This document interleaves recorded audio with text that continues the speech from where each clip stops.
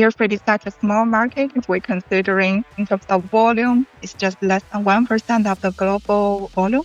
But however, it really represents 35% of the value of that goods. People who are focused maybe more on the air freight side, how would they look at some of that ocean data to anticipate potential changes in the air market?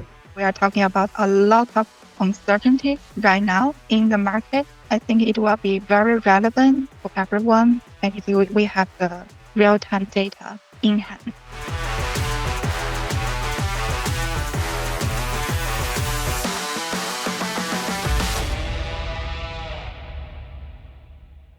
Welcome to Freight Debate, the ultimate destination for supply chain professionals, logistics leaders, and anyone who's ever wondered what really keeps the world moving. My name's Tom Moffett. I'm the principal product manager for Xeneta Air Freight. And I'm with Wenwen Zhang, who's our air freight development and analysis lead. Thanks for joining, Wenwen. Yes, thanks for having me, Tom. So for today's talk, we're going to frame it around sort of people who are maybe are kind of new to air freight, as I was pretty recently. I'm newer to air freight than you, Wenwen. You are a trove of knowledge, so I'm really looking forward to picking your brain. Yeah, it's my pleasure. Awesome. Yeah, thanks for taking the time. So if we jump right in, what do you like about air freight? Like what kind of attracts you to it as an industry? Yeah, I think that's I would say that's such a beautiful industry, which is very dynamic. Like you will see that it can be before COVID, it really is a bellwether of the global trade as well as for the economy globally. But at the same time, this is not an industry on its own, so it's also highly exposed to the external events, being the natural disaster, being we have the quite brutal COVID period, as well as the geopolitical tension, and more recently, we also have now the tariff war. So it is well connected to the global events, but also at the same time, there's always, I would say, a human touch. This is really connected to your day-to-day life, being also like the cut flowers for the Mother's Day, being the salmon fish that you get from the North Norway and such. So yeah, so it's really dynamic. Yeah, I really resonate with that too. I think coming to air freight from the tech side, it's been really fun learning about the industry and really seeing the big picture of how, we're talking about in a lot of cases air freight pricing or air freight speed, but it's affected by everything going on worldwide, economic events, tragedies in some cases, which is scary, but also really interesting to see all these global events that affect air freight, and definitely since I've gotten into it, I'm now every time I'm flying somewhere and I'm at the airport, I've just boarded the plane, I'm sitting in my seat, I'm always now like scanning the tarmac, looking for the containers that are getting put onto the individual planes. It's fun to see how this industry makes the world work. So one of the things you mentioned was COVID and the pandemic. So if we start kind of there, then we'll start moving closer into the present and future. What changed with the pandemic and air freight? Wow. So pandemic is really hitting the air freight market very hard. In fact, that is already happening before the pandemic. We all know that 2019 was quite a brutal year for air freight as well, with the demand tumbling down. And then comes the pandemic, and the event is really during the period is more on the supply driven. So we always, because I'm working on market analysis, we're always talking about the market fundamentals. Is it supply driven? Is it demand driven? But for the time, it was more of a supply driven with all the COVID lockdowns by the government for the security issue. So, but however, that really is creating a quite peak in the air freight rate during the period. We know that the air freight have peak periods that's normally in Q4, but however, with all those COVID scenarios, it is not pulling going up to really unpredictable kind of the high levels which is normally you won't see in the non-peak period. And so we really had a tremendous peak in 2020, then up until early 2022. And since then, we see that the global capacity supply in the air freight, when we're talking about that, we're talking about the passenger belly capacity, as you just mentioned, which roughly accounting for 40 to 50% of the market, where the other half is coming from the freighter capacity. So once that is back, we see now the market has been normalized since then. But then comes the 2023. So then we have the cross-border e-commerce. So that nobody has been realizing it can develop so quick in the past 2 years. And then it also become an event more on the demand-driven market. And for cross-border e-commerce, that's mainly coming out of China. We know Temu and Shein, for air freight, you probably heard from them. They are really taking a bigger chunk of the capacity, especially we were talking about Asia Pacific, to the North America market, and similarly, also a big chunk to the Europe. It's interesting. So when I look in Xeneta in our product and I expand the view, so I'm looking back to, let's say, like 2018, pre-pandemic, I see what you're talking about, where air freight prices seem to be pretty steady. Like we're talking about moving up and down. Like I'm looking now on my other screen at Shanghai to Chicago, and I'm seeing a couple pennies up and down for years, coming up until 2020, and then it goes up 3x, 4x. Does that sound about right to you? Yeah, definitely. So that was quite a period where everyone needs the medical equipment. So that is where the air freight is much needed there. And then everyone stayed at home. So there was also a shopping havoc during that period as well. So yeah, that really brings back memory of that time when you mentioned the price levels. Yeah. So yeah, the other thing that's interesting about that chart is we see this super steep incline in 2020, 2021. It comes down, but it looks like the rates never really got back to the steady state that they were before.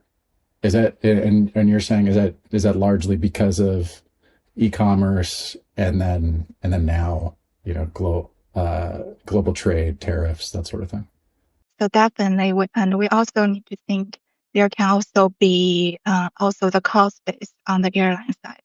We know that there has been inflation quite a bit throughout the year. So in fact, we recently Xeneta made a webinar, and we also in the webinar we made analysis on how about the inflation impact. So actually, if we remove the inflation adjustments throughout the past 5 years, actually by June, that was the period we were looking at, June 2025 this year. It really removing the inflation impact. Actually, the air freight price has been already returning to a level that resonate what we saw before the pandemic. Actually. But of course, with inflation and such, so that was the reason why we still see around 30% increase compared to the pre-pandemic. Great, that makes sense. And then if we bring that again into sort of the data we can see in Xeneta, we can see it in the air freight selling rates, right? So Xeneta has several data sets in air freight, which makes it really interesting to get a full picture of the market. So when you talk about inflation on the airline side, we can see that in our data from the rates at which the airlines sell to the freight forwarders, and then when we look at the shipper buying rates, the contracted rates between the shippers and the forwarders, which we also have in the platform, then you can kind of see how those costs are getting passed down to the shippers. Is that right? Yeah, exactly. With generally speaking, we would say that we also made quite some analysis when we showcasing the value of the airline data. We tend to see that the airline rates is leading what's happening on the shipper negotiated rates. with their freight forwarder. So there tends to be a time lag where airline rates take the lead. But of course, we are talking about more of a demand-driven market, so that's normally the case. So let's fast forward a little bit more into more recent history, like this year, and now we have U.S. China trade policy is becoming a big factor in air freight. Can you talk a little about where we are with that today and how that's changing? And I think it's probably worth time stamping this to say this is July 17th, 2025. So might be slightly different tomorrow, but yeah, can you share a little bit about how that's affecting air freight and where we are? Yeah, definitely. So there has been a lot of changes since the Trump administration taking force. So we are by now we are seeing that there has been a preliminary framework that has been created between the U.S. and China, where the tariff that was escalated to around 145% by the late April is by now lowered down to around 30%. But however, there has been rumors saying, although nothing set in stone just yet, is that the U.S. administration is planning to set the tariff on Chinese goods at 55% once the 90-day tariff truce ending on the 12th of August. And however, in addition to this, I think for air freight specifically, something quite important to know is that there's also this de minimis rule, which is impacting the low value goods, which previously is free of tariff. And previously the U.S. has a rule of $800 per day per person. So people can take that free into the U.S. without any tariff. But for that one, that has been removed, and it is not subject to whatever tariff that is implemented for the general cargo. So I mentioned this because this has a tremendous impact on the e-commerce volume we also mentioned earlier. Because between China and US, especially on the China to US route, this is really taking a tremendous share. We are looking at 40 to 50% of this corridor's capacity. And because for that is removed, so we now really is seeing by looking at the China custom data, so we are really seeing roughly a 40% decrease in the China low value e-commerce goods sales. So we need to keep in mind of that one because that also have kind of a ripple effects, not only just to the China to US air freight, but also to the rest of the world. Because we are talking about this is quite a large trade, one of the top three trades or corridor we are looking at globally. And you mentioned Temu and Shein earlier. There are a couple examples of companies that really took advantage of the de minimis exemption, right? So because they're having lots of small shipments from China into the U.S., less than $800 in value, so they didn't have to pay any tariffs on that, right? Previously. Yeah, that is previously. Got it. Yeah. So, we talked a minute ago about how Xeneta has the data for what airlines are selling to freight forwarders and likewise freight forwarders to shippers. But when you're talking about that 40% decline in volume, that's actually another data set which we have, right? So you're talking about looking at can you help clarify like how does that show up in the Xeneta data set so that our customers can track along that as well? Yeah, I think the simplest way to look at is to look at the load factor there.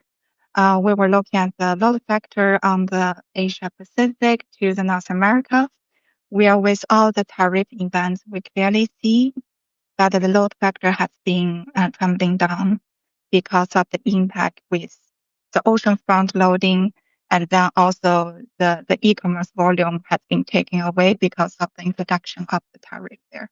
So load factor is one thing, and also of course the most simple way to look at it is obviously on the demand side, which we Xeneta have on the market data side. We measure the demand by the air cargo chargeable weight. So that's something you can clearly see the evolvement of the trend. And that translate all into the pricing. It literally, we had a graph that we showed to customer when we discussed this, is that we're tracking the airline selling spot rate, which valid up to 1 month. And we're looking at from China to US. And later it is with that de minimis rule that's concerning the e-commerce. When it is introduced, the ban is introduced, the airfare rate crashing over 40% in early February. That was the first time temporarily introduced.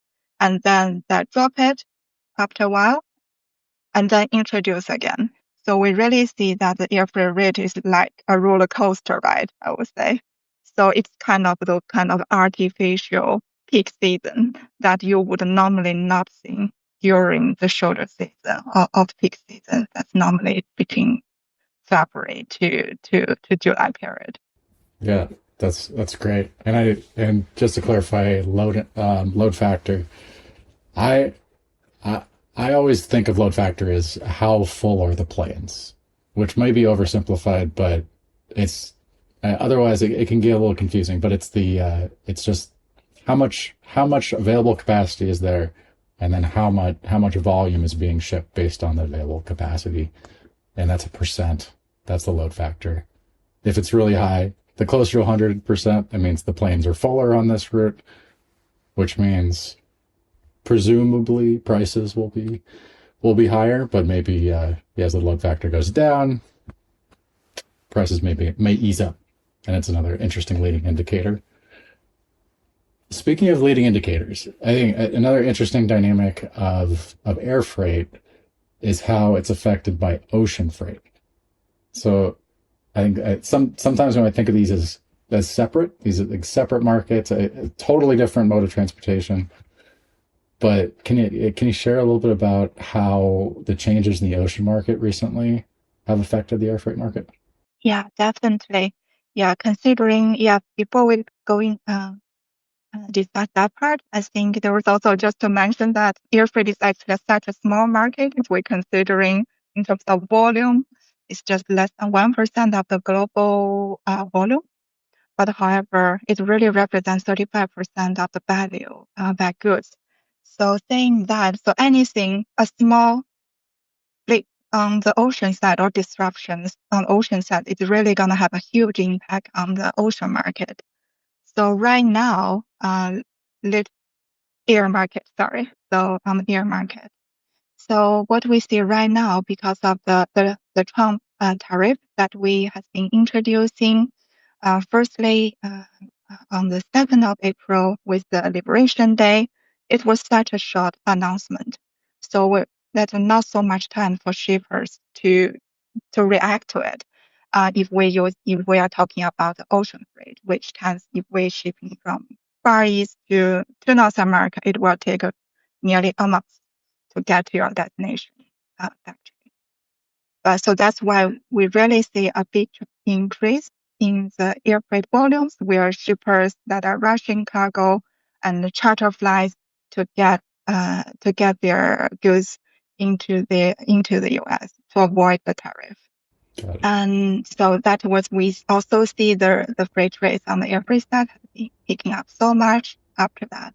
But then the tariff was reversed, and we have the 90-day truce.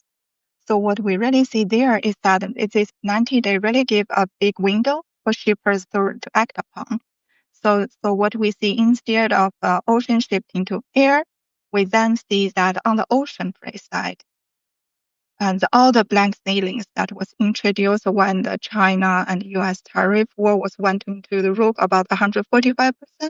So after that one has been dropped, we really see the blank sailings has been removed by the ocean carriers starting in around mid-June.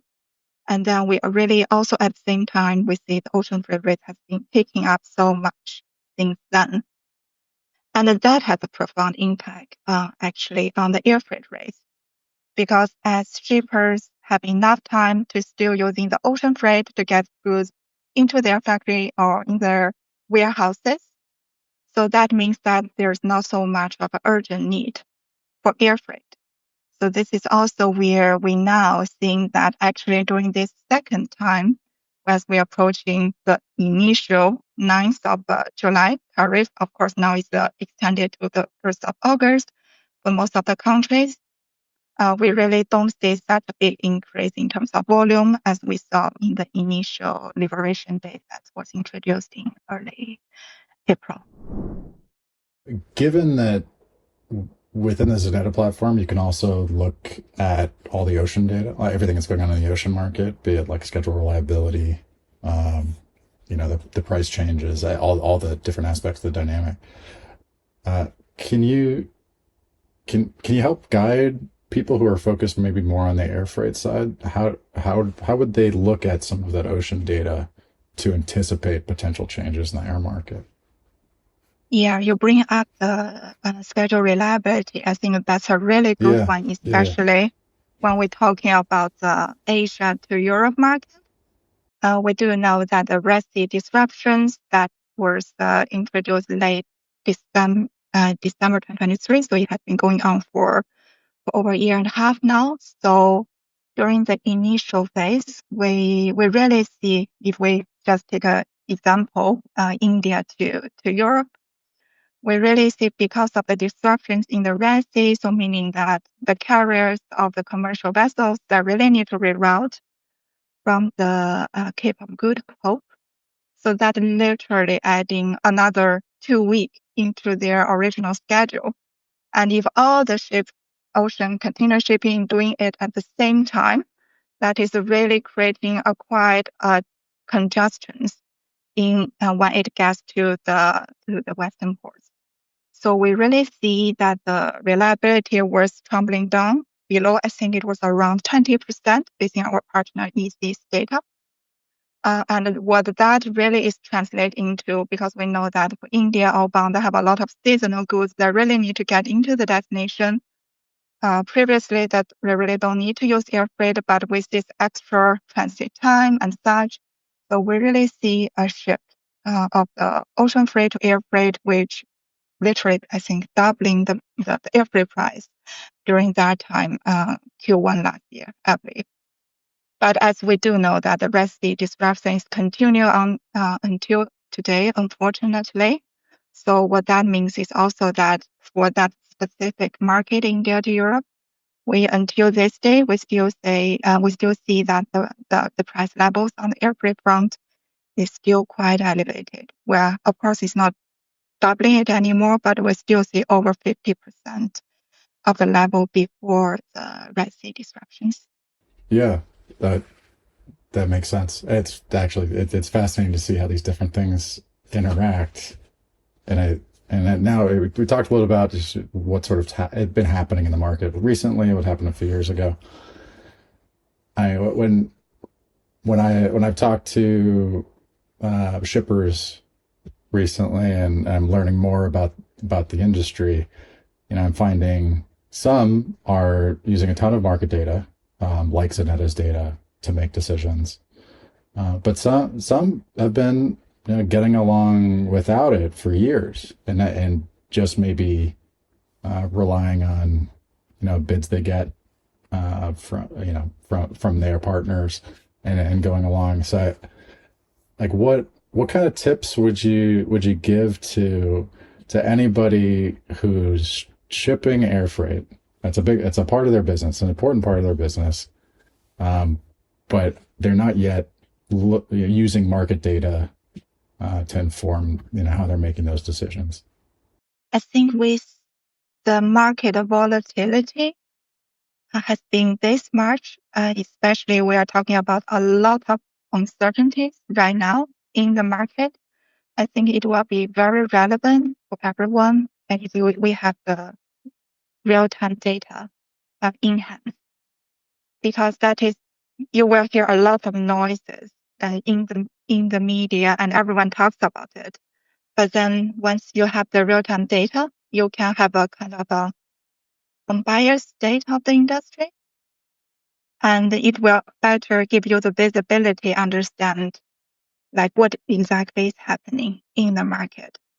And I don't want to give this as a pitch, but for Xeneta, we do have on the air front, we do have both the shipper buying rates and also the airlines selling rates. So it really is give you a connected picture, overall picture of the market together with also the ocean data, which tends to influence air freight. And this is also bringing a lot of interest actually for our airline customers as well, because they also want to know about that part of the industry. How is that influence the market? So let's think about from the shipper's perspective. I have all this available data, but as you said, recency is really important. So, how do I think about trends? How do I use that a different piece of information to help guide me on a near-term decision I need to make? Yeah, so that's a really a frequent question that has been asked by our shipper customers. So in terms of I think one of the most important thing, of course, is the pricing. They all want to know if they have a competitive rates comparing to the market. This is where Xeneta is helping them. And so definitely you need to negotiate a base. So this is where Xeneta have the shipper rates. So you will be able to see what is the Freeport offered rate and also their range that will give you set up a good foundation when you go to market. But at the same time, we also have the airline selling rates. So this is where vendors, so the RFPs procure from. And for that matter, what is really important is looking at the trend of the market. So let's say for a shipper go-to-market, they really need to look at how is the trend now comparing to a year ago. Is that up or down? For June specifically, we're talking about this year. And also into July, we're really seeing that with the shift of the market fundamentals, the global airline selling rates has been showing a downward trend compared to a year ago. And this is something really new. So advices we have been giving to our shipper community is that now probably is a good time for you in case you are in the negotiation and considering of renegotiate your contract. This is now a better time comparing to what we have been experiencing in the recent memory. So that's on the freight pricing wise, and also touch upon time to market because these are always connected. And there's another part is also to look at the strategies of your freight forwarder, how that procure in the market. And this is where when we look at the procured volume from the freight forwarder side, from the airlines. So I think especially when we're having the tariff war to its extreme in June, we really is seeing there is a lot of volatilities in the market where between Asia and North America, the share of volume procured by the forwarders in the spot market has been really exceeding by 10 percentage point we're talking about. But since then, it has been quickly falling as we head into July. So that also gave you a good indication that, hey, forwarders, your vendors are procuring now shifting strategy. Why that? Probably they want to get rid of the spot rate. Probably that give an indication. Maybe they're anticipating an upward trend in the market.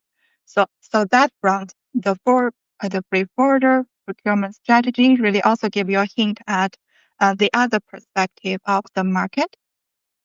And one last thing I want to mention is also Sounds good. Yeah, because yeah, there's a lot to look at, right? yeah, we have the data. So there's also very good to look at the load factor that we discussed earlier. So the load factor, just to quickly recap here, that's the capacity utilization of the market. For Xeneta, what we also offering in addition to the industry standard weight load factor, we also have the dynamic one, which consider not only just the weight, but also the volume utilization. And we put that together, and whichever is higher, we consider as a dynamic one, which also give you a better indication of the aircraft utilization.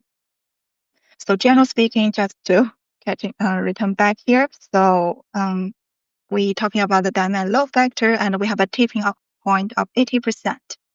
Whenever for trade, especially if we're talking about Asia outbound to Europe and North America, we generally speaking will see the load factor constantly exceeding the 80% threshold, which normally indicates it is the seller's market. Seller has more of a pricing power comparing to the buyer.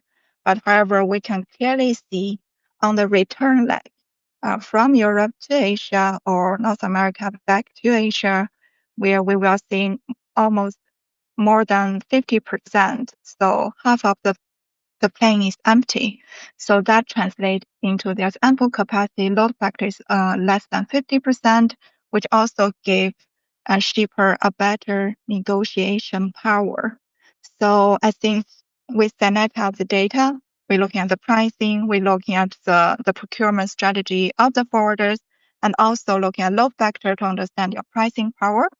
So this really gives you more of a overall picture to understand when you go to market, what with all these instruments, like you can really set you for a better foundation when you talk to your borders, I think. Yeah, that's great. Yeah, so I think just to play it back to you, there's so many interesting things to look at when you're looking at air freight. So we talked about looking at the rates that the airlines sell at.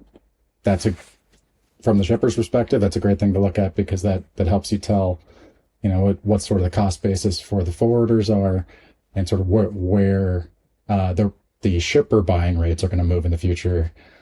The dynamic load factor is another really interesting supply and demand metric to look at, because if it's going up, if the planes are getting more full, you would expect prices to rise following that at some point as well, and the inverse being the case. And then also looking at the ocean side, saying, is schedule reliability getting worse? Well, then there might be more volume shifting into the air freight market. That increases price. If there's front loading going on, then it could have the opposite impact.